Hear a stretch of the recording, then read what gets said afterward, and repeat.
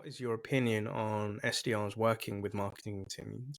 And what things should SDRs be doing proactively with their marketers? What's your point of view on it, Yeah. Maisie? So yeah, I'm kind of glad that you've raised this because it was something that I was thinking about this morning around how easy it is coming in as an SDR to just go for like that short-term gratification and just get those like quick wins continuously instead of thinking about, right, I'm going to be in this role for 12 months, 18 months. What I do today is going to affect myself in a few months to come, and continually kind of building up that pipeline. So not thinking, like you said, about those events, oh well, this might not come in for a few months, or it's not gonna feed me this month. And I think that relationship with marketing is all about that, isn't it? It's setting you up for the year, setting it up for how we're gonna achieve our yearly quota and not just our month to month.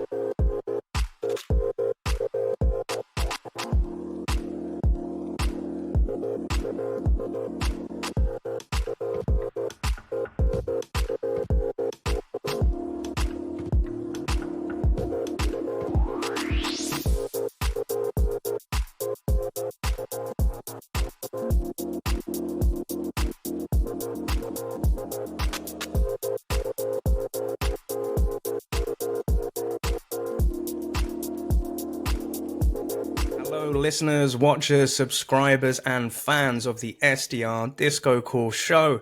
If this is your first time or you're a returning visitor, this show is all about the world of sales development. And what we look to do is find interesting guests to come on our show to understand how did they get into the world of tech sales, how have they navigated their career, and what things have they picked up along the way to help excite you and help you navigate your own career within sales and technology. My name is Neil Bhuiyan and I'm your host, and my job is to find these interesting people. And this guest here is somebody that I actually coached last year and have seen them grow and super proud of them. And I said, you know what? You need to come on the show and let's find out who you are. So guest, can you introduce yourself? Who are you? Thanks for that intro, Neil. My name is Maisie Conahan, and I was an SDR. I am now a commercial account manager. Love it. Well, Maisie, thank you so much and welcome to the show. And Maisie, in terms of the business that you work for, who are they and what do they do at a high level? So the company that I work for is Matillion. We operate in the data space. So our new solution is our SaaS platform, which is a data productivity platform. We're built for an entire data team of all technical abilities, moving, transforming, orchestrating data, just making that ready for business analytics, AI, ML, all of those, good things. Love that. Thank you so much. And just to give us some context, as you know, our guests are listening in, who would be the typical personas or job titles that you would be buying something like Matillion?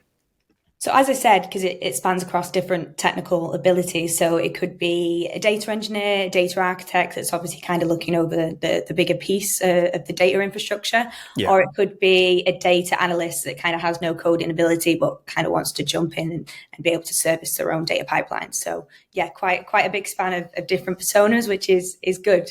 It was hard to learn at first, but good. And we're definitely going to be diving into that learning journey and curve with this as well. Amazing for our audience, because it's always great to know, because this is being watched around the globe. Whereabouts in the world are you based? And outside of sales, what does Maisie Conahan like to get up to? Yeah, so I was based in Manchester, recently moved to Rugby to live with my partner. What I like to do is I'm very active. Me and my boyfriend like to hike a lot. I am also very into yoga at the moment. That's become a big passion of mine. And along with that, interested in different herbal teas and how they can kind of bring health benefits to you. That's the new obsession. Clean, green, and a mean machine. I love that, Maisie. Yeah. Thank you so much for sharing. And also, as a gentle reminder for our listeners, if you're listening to this in your local podcast platform, make sure that you give us a rating and share this episode with anyone that you feel could benefit from it. And also, if you're watching us live on YouTube, make sure that you like, comment, and subscribe down below. And what we also encourage is, based on this discussion, if anything picks your brain or you have any questions for our guests, please make sure you add them into the comments. And normally at this point, what we love to do is go to our guests' LinkedIn profile to check them out. And as a reminder that all of our guests' LinkedIn profiles will always be in the show notes. So if you want to connect with Maisie, pick her brain, or, just follow her movements out on LinkedIn, feel free to give her a follow and connect. So Maisie, as mentioned, we've just known each other just, I think, about under a year or so, right? Mm-hmm. And we'll go into that conversation a little bit later on. But you yourself, you started as a market researcher at B2B International. You've Yeah. been a sales manager at Volcard Group. You had a career backpacking around Southeast Asia. I do actually want to ask about that as well. Yeah. And you've been for the last year and a half, you've been at Matillion. Mm-hmm. So what I would always love to know is, in your own words, Maisie, could you please let us know, how did you get into sales? What was that journey like? And how did you end up where you are today? Yeah, of course. So as you looked at, a lot of things to do with marketing kind of in my past. So I actually went to university, did a marketing degree in my undergrad, and I worked for a hospitality company for about 2 years, predominantly doing their marketing, moved a little bit more into the salesy side of it. Yeah. Obviously, COVID hit, like many people, kind of mixed up everything that you were doing. Yeah. So I got furloughed, and it was over a year that I was actually furloughed for, Wow. because of it being obviously in the hospitality industry. Yeah. So I was like, what am I going to do? Like twiddling my thumbs, just like, I need to do something. So I actually decided to do a master's degree in digital business. As part of that, for my dissertation, I interviewed SMEs around technology adoption, specifically CRM systems. Matillion, who I work for now, was actually one of the companies I interviewed as part of my dissertation. Yeah.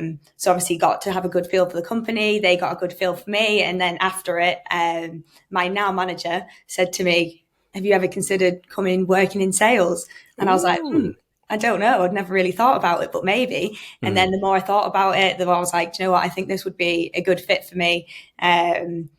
Obviously interviewed, got the job, and then 18 months later, well, a little bit of traveling, 18 months later, here I am. Yeah. I love that. And there's so many different parts that I would love, as our audience now, I'd love to pick apart to really understand the crux of it all. So somebody who originally went in to study, marketing, Yes. and then ending up in sales. So I've spoken to actually quite a few people in the last week or so where they've done some sort of education within marketing. And, they've now either transitioned to sales. Funny enough, one of our former guests, Ben Smith from Reach Desk, he was somebody who was a BDR leader. And then, he's built a great team at Reach Desk. And as of this week, he's been promoted as marketing director. So he's gone the other way. Nice. Yeah. So I'm quite curious to know, what was the attraction to marketing, and how did you kind of come up to decide that's what you wanted to study at that point in time? Yeah, so I think if we want to go way back, I think I was just very indecisive as an 18-year-old, as we all are. And I actually went to university to do a food science degree, which is what I have a lot of, like, I'd still have an interest in, like, how food affects the body and things like that. But I started the course and was like, do you know what, this isn't me for a career path, but there was a marketing module within that in my first year. And I was like, actually, I quite like this. Like, this is something that I feel like I could maybe get into. I feel like I'm going to go off on loads of tangents. No, go for it, please. That's what it's all about. I actually did, when you're in school and you do like a placement, like a work experience. Yeah. I did mine at Heinz Beans. Cool. Yeah, it was cool. Cool. And I got to create like 12 different types of flavors of beans, and then go through the process of like testing them and like then potentially like how we would market them. So then when I was thinking back to me doing this marketing degree, and then when I did that, I was like, actually, I really enjoyed that process of like how this would fit for a certain consumer, how you would obviously bring it to market. So I was like, actually, I think marketing would be a good fit for me to go into. And then obviously worked in it for a few years in hospitality. So I feel like everything tends to be kind of food related. Yeah. And then obviously, then ended up transitioning to sales, which I think has been a really good, decision for me. I love that. It's strange you should say this, because I've recently had a friend who's kind of gone back to studying, and he's gone into marketing, like he's done a course, right? And it's more focused around events, and like his dream is one day to have his own events company to raise awareness for breast cancer awareness. Nice. That's kind of when he wants to do it. And shouts out to Ash if you're listening. But as he's been going on the course, he's had to do a lot of things where he's standing up in front of people, creating campaigns, learning the lingo. And for a guy who's my bestie that I've known since high school, like, we're quite what we call, I don't know how you put it, but we're we're quite urban dudes, if that makes sense, because we've got a background in music. And he's a DJ friend as well. But he's just like, dude, like, there's all this terminology and stuff I've had to learn, and with these marketing campaigns. And the funniest thing, Maisie, that he said to me was one day, because he always calls me for advice because he knows that I work in sales.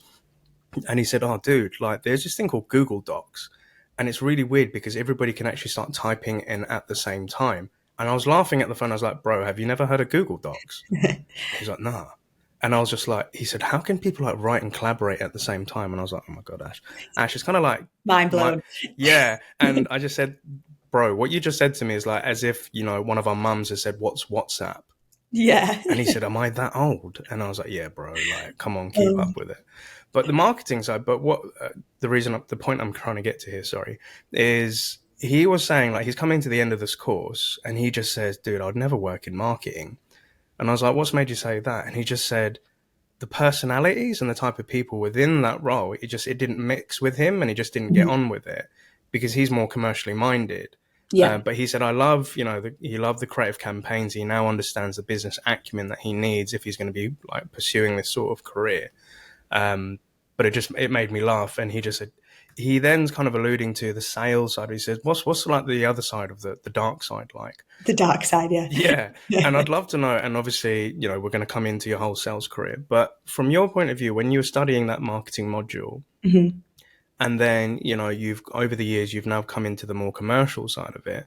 What was your preconception of sales when you were doing marketing? What did it mean to you back then? So I actually think I was quite shocked when I came into the I mean, to be fair, Matillion is great for it. Like internally, I have such good relationships with marketing, but obviously then like being immersed more in like the sales environment, obviously online sales, like everything like that stereotypical marketing against sales kind of like, I was just like shocked at it. Because I think the company that I worked before, we were quite a small company. So like people would pick up marketing, do a bit of sales, like it was more kind of transactional on what you kind of where you wanted to sit.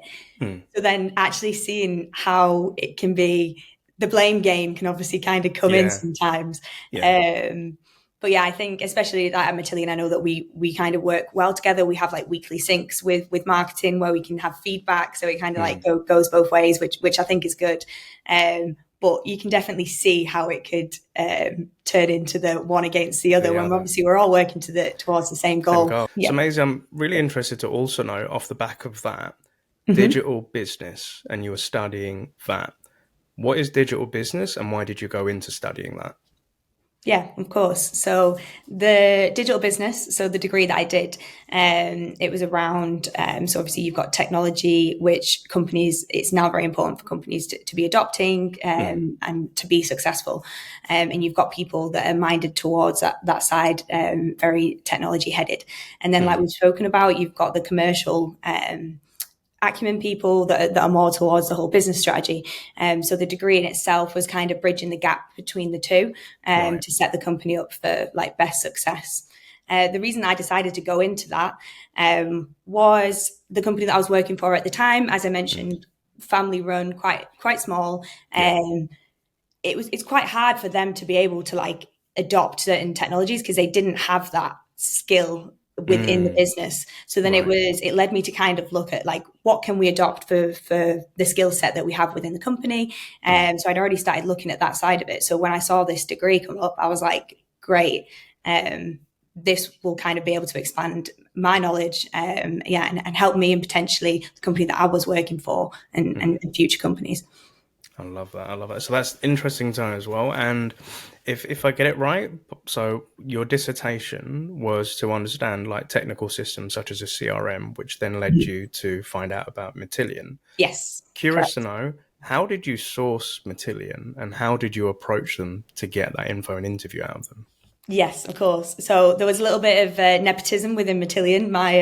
My sister's partner works for Matillion already. So I kind of was like, hey, the company that you work for, do you think they would be interested in doing my dissertation?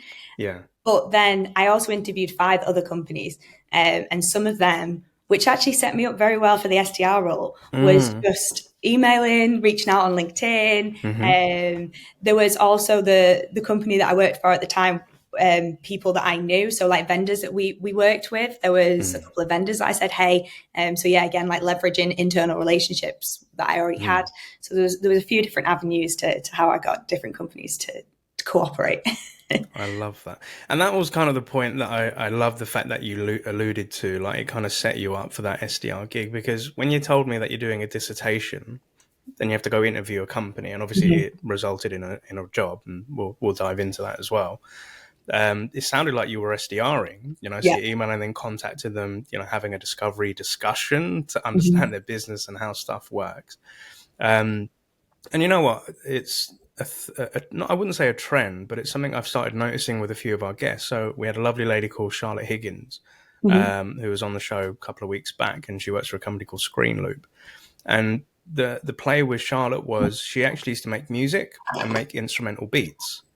And what she had done was she used to sell beats on Instagram. And she said that she set up a page, she'd be like creating music, and then she'd be doing DMs and like talking to artists and asking if they want to get the beats in. And then funnily enough, she wanted to get into tech, and she came across this podcast first. Oh, nice. And then started applying. But then what she said in the show was she kind of realized when she read the job description of an SDR, that was kind of what she was already doing for her own business. And I don't know why the thumb has come up. Hello, thumb. And yeah, it's cool. And I think sometimes we come into that realization of transferable skills. So that's the point I'm getting at, right? Stuff we may have done in our previous jobs to help us get into our future careers.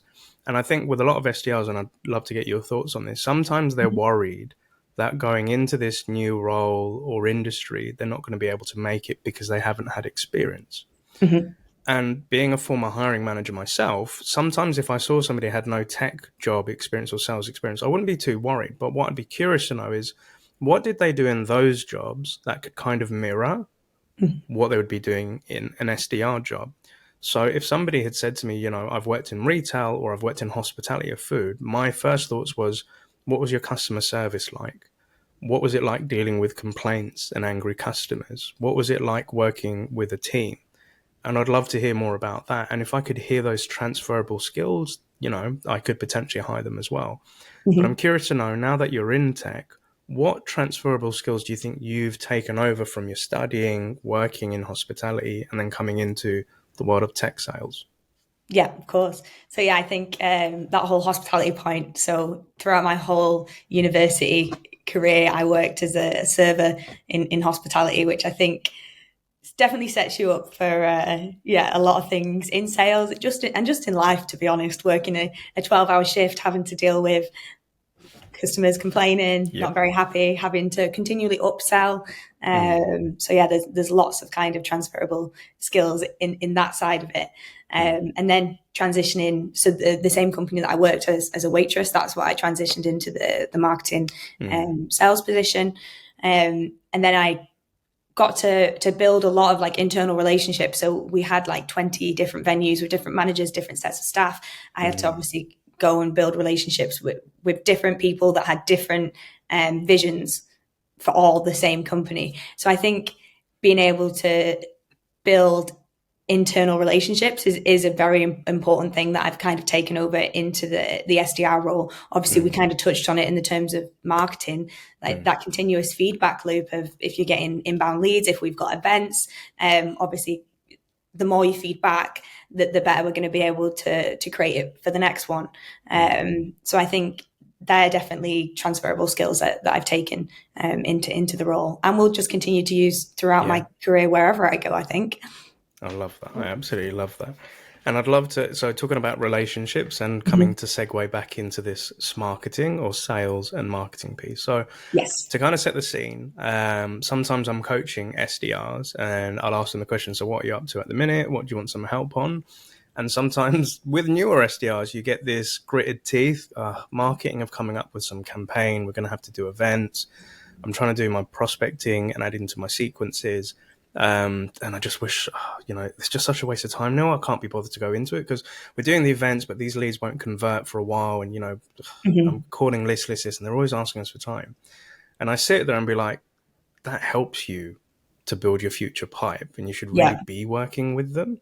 And they are the people that create all that great content and help with brand awareness. But I'm going to stop with my piece. And I'd just love to get your opinion on, what is your opinion on SDRs working with marketing teams?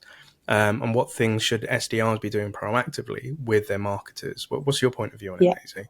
So yeah, I'm kind of glad that you've raised this because it was something that I was thinking about this morning around how easy it is coming in as an SDR to just go for like that short-term gratification and just get those like quick wins continuously instead of thinking about, right, I'm going to be in this role for 12 months, 18 months. Like what I do today is going to affect myself in a few months to come, and continually kind of building up that pipeline. So not thinking, like you said about those events, oh well, this might not come in for a few months, or it's not gonna feed me this month. And I think that relationship with marketing is all about that, isn't it? It's setting you up for the year, setting it up for how we're gonna achieve our yearly quota and not just our month to month.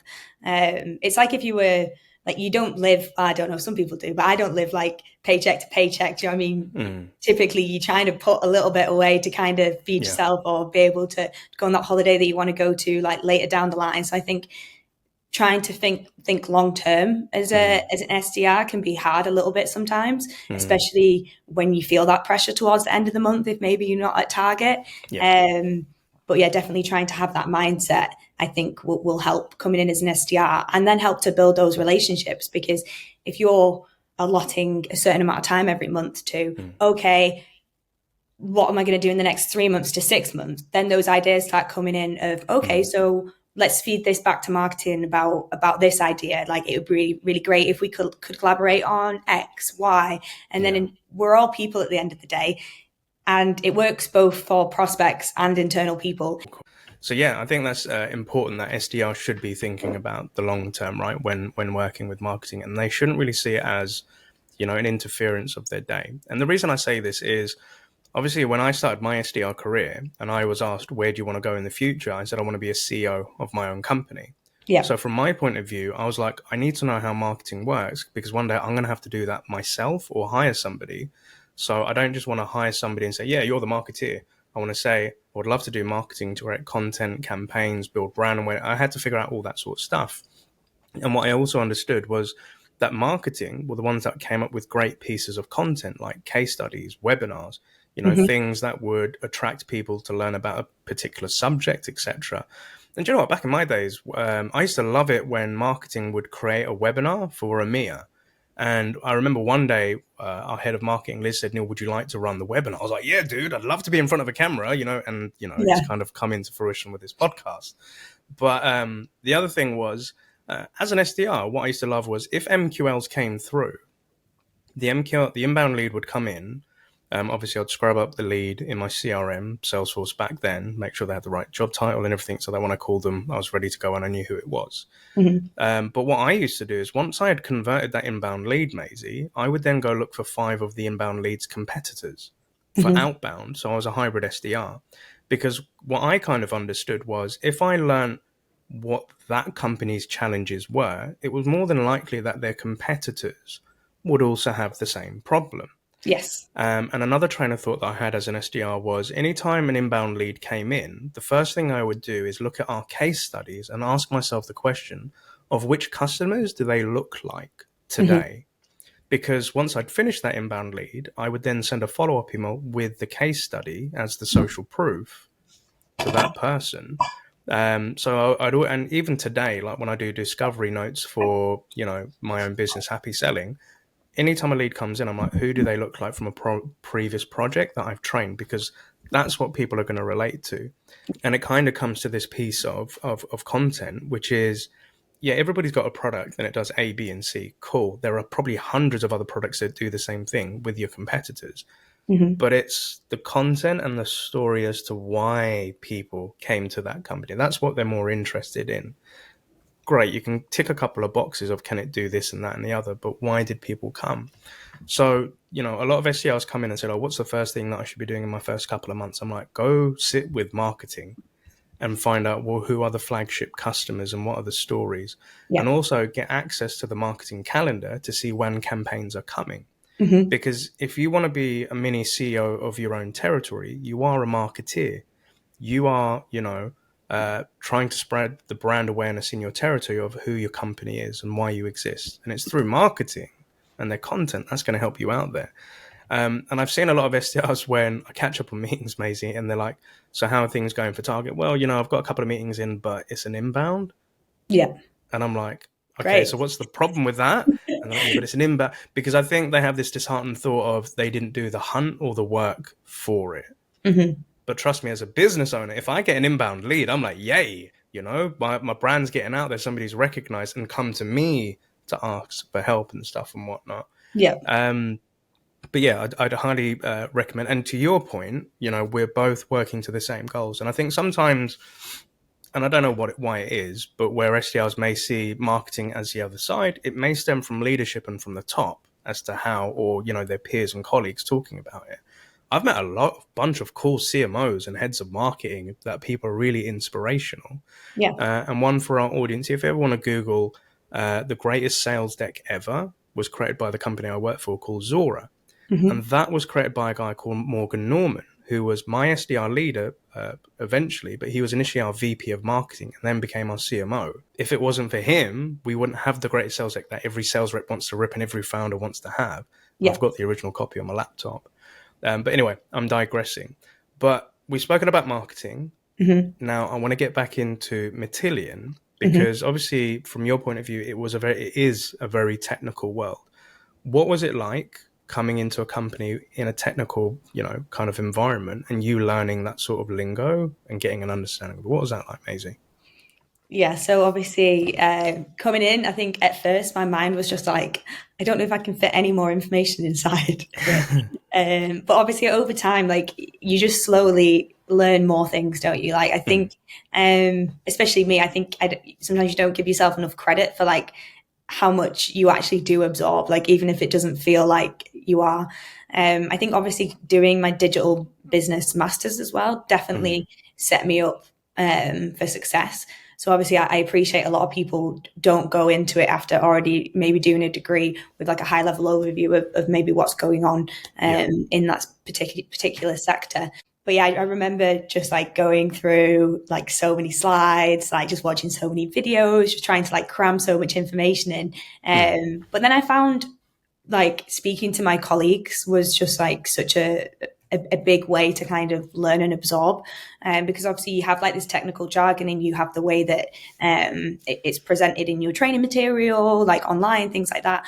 But actually just speaking to someone who's been in your seat before, so like the AEs that have transitioned from the SDR role, they can kind of obviously empathize with what situation that you're in, and give you those tips and tricks of like how to better structure your days, organize things, and be able to still succeed in the SDR role and continue to kind of learn that technical jargon and content at the same time. I love that. And it kind of reminds me, again, back in my days when SDRing and coming into a tech company, because there were so many acronyms and there was so much terminology. I was like, what the hell does that mean, bro? And internal acronyms of just like random, like it's not even just like industry. It's like Matillion will say this in this way. And it's like, what does that mean? Exactly. But I think the key thing for, the SDRs is if you hear a word that you do not understand, write it down in your book. And then if you're having your one-to-one with your manager or your account executive, ask them what that word means. No stupid questions. Yeah, exactly. There is no stupid. I used to say there's no stupid questions, but it's stupid if you don't ask, right? Yeah. And you've got to be curious and ask that as well. But trying to understand the worlds of like what the hell was an API. And I remember our head of sales enablement said, imagine if you've got like a bridge, right? You've got one software program and you've got another software program. If you try to connect them, they speak different languages. But the API is basically the translator so that both of those programs can speak. I was like, I get it. Cool. So when, I was on a call with the CTO, he's like, so what is the APIs? Are they SOAP-based or REST-based APIs? And I was like, well, I know what the API is, but then I had to go and ask my sales engineer, what's the difference between SOAP-based and REST-based APIs? And then I learned. And then next time the CTO, I said, it's REST-based APIs, or it could be open APIs, depending on your integration needs. But the point that I used to make with my prospects, I used to say, I am not the technical person, but my understanding is X, Y, and Z. Yeah. So I'd highly recommend in our next call, please bring your technical team and we'll be happy to bring our technical resources. You know, so I'd say SDRs don't fear it when things get technical, but ask those questions and take an interest in it in order to learn, right? And just another example, a few weeks back, I was invited to Holborn by one of my friends who works in a new startup and it's around coding. And he said, Neil, you know, we've got our first like developer meetup and, you know, me and the co-founder and a whole bunch of other developers are coming in. Do you mind just coming down? And I was like, is there going to be food? And he was like, yeah, there'll be food and beer. And I was like, okay, cool. But as I was going on the tube and I was heading up to London, I was like, but developers are not my crowd. And obviously that is a completely different world. I've sold to developers in cybersecurity, but they are different to sales. So I remember coming into the room and everybody's having a bit of networking and I'm just like, I feel so out of place here, Sean. Like, what the hell am I doing here? But it was the subject matter was open telemetry. So I was just like, I don't know, I ain't heard of that. And I said, what the hell is that? So I Googled it. And then what I did was the talk began and I went into ChatGPT on my phone and I said, explain what open telemetry is to a 10-year-old. And it kind of said, imagine if you have a spyglass looking at the computer software and you can kind of see the insides of the software to see if everything's working. I was like, I get it. So as the presentation was going on, I sat there thinking, okay, some of this makes sense. And I understand because I've worked with databases in the past as well, like Cubase and Kubernetes and stuff like that. I kind of got it. So I was filling in little blanks. But I think the cool, and this is going to sound really weird and geeky, but I think the one thing that really got the crowd excited was this presenter was actually showing some coding or code up on the screen. And they were talking about the ways they handled or, you know, managed this code. But everybody got up. And what it reminded me of, Maisie, was imagine if an SDR was doing a talk about a sequence. Yes. And in the sequences, you saw the clicks, open and reply rates, and you saw the percentages and everything like that. That's how everybody got engaged. And I sat there and I was just like, this kind of feels like a sales chat, but this is their world of it. But the point that I'm getting to the end of is make the effort to go into things which you may not be aware of, just to try and understand and learn that world. And I think as an SDR, not only you should be chatting to marketing, but go speak to your technical team and your engineering team and the DevOps team to understand, well, how do they make that software product? Because I think what's really cool to differentiate yourself as an SDR is imagine you are on a call with a technical person and you could spit some sort of information of what you saw your DevOps engineering team doing, how they do their sprints, how they do their product runs, you know, how they do their coding and, you know, how it was designed, etc. Because that's when you get passionate about your product and you're not just trying to sell a commercial sort of thing. But anyway, we're digressing a little bit. The other piece I'd love to know is, so you've gone from SDR to CAM or key account management, right? What was that journey like for you, Maisie? Going from SDR and, you know, not going into AE role as some people do, but going into a CAM role. Yes, of course. I think I'm just going to touch on one thing that you said just then, and then I'll head into it. Yeah, please. Just on that whole piece of like speaking to further teams. So like something within Matillion, we have like it's called drinking your own champagne. So we have like obviously case studies of how we're using our own product internally, whether that's within the data science team, the data engineering team, and they've actually done videos for us internally to better understand kind of how what we're selling affects our company specifically. So I think like that is a really good point what you raised. And if your company isn't doing that, definitely like you should be reaching out to those like wider teams to try and understand that side of it, because it does just help you understand it more. Like when you actually see, oh, so I've got this piece of data here, like that has come from this person, that company, that you know, like all the things that have led up to that. So I think that point that you made, it was really interesting, and I just kind of wanted to reiterate that.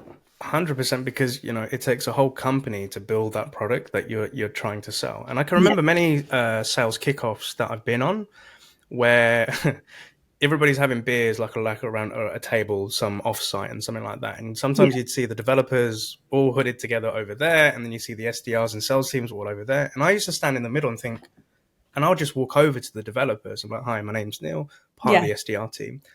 And, you know, the more you got friendly with them, they are people, right? And they're just normal people. It's just they have a different section within the company that they work on. And what you would find is, I don't know, this was me, like the developers would kind of say, like, what do SDRs actually do? Because I just see them on the phones and chatting, and you explain to them, you know, what outbound is and how they do it. And then you talk about the tools that they'd be using, like, you know, Sales Loft or Outreach or, you know, Power Dialers and all of this. And they'd be like, oh, that's actually quite cool. Yeah. And I think it's good practice to kind of share what you do with each other. And, you know, having those chats with people, you'd also find out things about them, that they love music and, you know, they like that certain type of film and stuff like that. And, you know, the point that I'm trying to make here is when you go into your SDR gig, there are some people that you may need to call on during your career to understand something or to get help in a sales cycle. And if you build those connections early on in your career, it can really help you out, not only to understand what you guys build and how it's built, but the relationships internally with those sort of people. Like 2 weeks ago, I caught up with one of our developers from a HR company that I used to work with, who now lives in Spain. He follows my Instas. He's always rooting for me and like giving me claps and sharing my content. And I'm like, Nice. I just reached out to him, just say, dude, thank you so much. How are you? And we're just catching up. And he's talking about that he's actually building some blockchain technology with one of the old developers from that company. And they're actually about to launch a startup. And he just said, you know, if I need some help with sales, I know who to call. And I'm like, cool, bro. Thank you very much for that. Okay. But anyway, we are digressing. Key account management, SDR to a CAM. What's the story? Yeah, so I think obviously when looking at the different paths of where you can go as an SDR, because the typical one, it obviously is into that new business AE role. But then there's more than that. Obviously, you can move into, like I've moved into the AM function. Some companies have more of a specific like customer success. If you really wanted to, you could like build up your technical knowledge and move into a sales engineer's kind of role. Like if your company's happy to like facilitate your learning and growth, like there's kind of no limit of where you can go. It's an entry level to a company, and then you've got so many different routes that you can kind of go in. So I think I was kind of looking kind of what fits best for me, where would I like to go, and probably bringing it back to the marketing side of my brain and kind of building those customer relationships, customer advocacy. So leveraging the customer relationships that we have to be able to then bring on new business. Obviously, I wouldn't be directly involved with that new business side, but being able to tell a customer story of what they're doing, build on new use cases, supporting through new product launches, things like that. So I think I really just like the idea of building those long-term relationships with customers and really understanding more of how the product is bringing value, and the gaps for where we can bring in more value even more. So yeah, I think that's definitely why I decided to transition into the AM function. I love that. Thank you so much.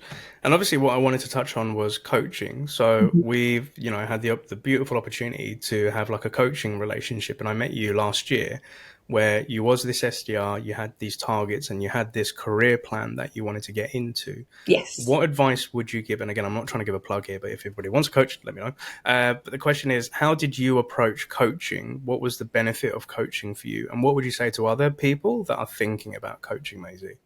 Yeah, so I think it just really ties into what we've been speaking about already. So not only should you be building those internal relationships of like leveraging the skill sets with people that are already within your company, but you should really try and focus on those external relationships as well, because obviously you've got a non-biased opinion view of whether it's like you. I've got that sales advice, and it's just someone to kind of, I think when we first started working together, you said like sometimes it's kind of like a sales therapist alongside. So you can kind of work through your problems and the issues that you have in that non-biased environment. So yeah, really leveraging external relationships as well. There's another woman that I speak to that I got referred to by my old SDR manager as like another like mentorship kind of route as well. So I think really just creating that environment where you've got so many different inputs, because the value that you bring to me is going to be completely different to the value that someone else brings. And kind of leaning on different people for different things, like you would lean on different departments within your company for different things, understanding where their skill set lies and how you can kind of leverage that. And that's something that you can start doing before you're even in an SDR seat. So creating that SDR like environment on LinkedIn, like just reaching out to, whether it's myself, anyone that's already been through that process, starting creating those relationships from early on, or people that have only just got into the SDR role. I think that would be a really good one, because they're still learning just like you're hoping to learn. So Yeah. I think, definitely leveraging the coaching side with you, and then just whoever you can, just grab everyone. I love that. And I think, somebody recently posted on LinkedIn where they saw the value of coaching. So he's an SDR manager and I'm coaching quite a few of his team. But he was also talking about that he's now going into coaching and that he gets coaching himself. And he posed a question like, does anybody else get coaching? And he tagged me in it. And I said, yeah, I've actually got quite a few multiple coaches. You don't just have to have the one person, but it's in different facets of my life. So from a sales perspective, at my sales coach, I learn a lot from Kevin Beals, Mark Akers, and Nia as well, right? But if I look at my they're fitness, all great, aren't they? Yeah, they're all great people to follow on LinkedIn as well if people aren't doing already on this podcast. 100%. We've had them on the show as well. You know, I love working with them, or how I like to put it, I like working alongside them, right? But the point was, that's from a sales perspective. I get coached by SDRs that come into my coaching sessions. And what I mean by that is I don't consider myself an expert. I don't like using that term. I love to consider myself a student of the craft. And I'm meeting other students and they're teaching me things. So they're teaching me about sequences, openers, target attainment. They're going through a PIP. What's that? I learn a lot. But in a personal perspective, like I have a best mate who is a PT and runs a fitness class, and he helps me with, my nutritional health, but also my mental health and how to be resilient. I have a therapist that helps me with my mental health and makes sense of this crazy brain that I have that's overactive and thinking too much. And maybe perhaps I am on the spectrum to an extent. And they help me understand myself as well.